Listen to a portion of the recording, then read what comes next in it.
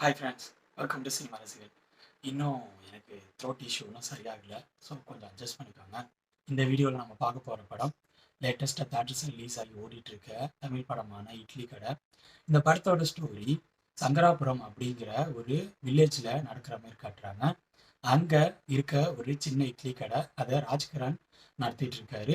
அந்த ஏரியாவில் அந்த இட்லி கடை ரொம்ப ஃபேமஸ். ராஜ்கிரண் அவரோட பையனான தனுஷ் அவங்க அப்பா மாரியே சமையலில் இன்ட்ரெஸ்ட் ஆகி கேட்ரிங்கை முடிக்கிறாரு.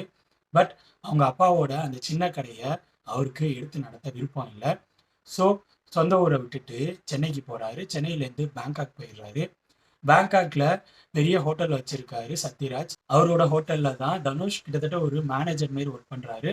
அது மட்டும் இல்லாமல் சத்யராஜ் அவரோட பொண்ணான ஷாலினி பாண்டேவும் தனுஷும் லவ் பண்ணுறாங்க. 2 பேரும் மேரேஜ் பண்ணிக்க போகிறாங்க. மேரேஜ்க்கான டேட்டும் அனௌன்ஸ் பண்ணிடுறாங்க. இன்னொரு பக்கம் சத்யராஜ் அவரோட பையனான அருண் விஜய்க்கு தனுஷை பார்த்தாவே பிடிக்காது. இப்படி இருக்க சூழ்நிலையில் தனுஷுக்கு சொந்த ஊருக்கு போயே ஆகணும் அப்படிங்கிற ஒரு இக்கட்டான சூழ்நிலை உருவாகுது. அவரோட சொந்த ஊருக்கும் வராரு. இதுக்கப்புறம் படத்தில் நடக்கிற சம்பவங்கள் தான் இட்லி கடை. என்னை பொறுத்த வரைக்கும் இந்த படத்தோட டெக்னிக்கல் விஷயம், அந்த படத்தில் நடிச்சவங்களோட பர்ஃபார்மன்ஸ் நீட்டாகவே இருந்துச்சு.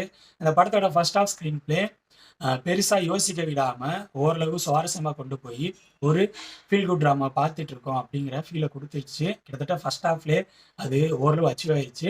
பட் செகண்ட் ஹாஃபில் இவங்க வேற மாதிரி எதுவும் ட்ரை பண்ணாமல் ஹீரோ வில்லன் கான்செப்டுக்கு போனதும் சரி, செகண்ட் ஹாஃபோட ஸ்க்ரீன் பிளே நம்ம ஈஸியாக யூகிக்கக்கூடிய வகையில் இருந்ததும் சரி, அதிகப்படியான நாடகத்தன்மை செகண்ட் ஹாஃபில் இருந்ததும் சரின்னு செகண்ட் ஹாஃபோட ஸ்க்ரீன் பிளே எனக்கு டோட்டலாக ஒர்க் அவுட் ஆகாத மாரி ஃபீலை கொடுத்துருச்சு.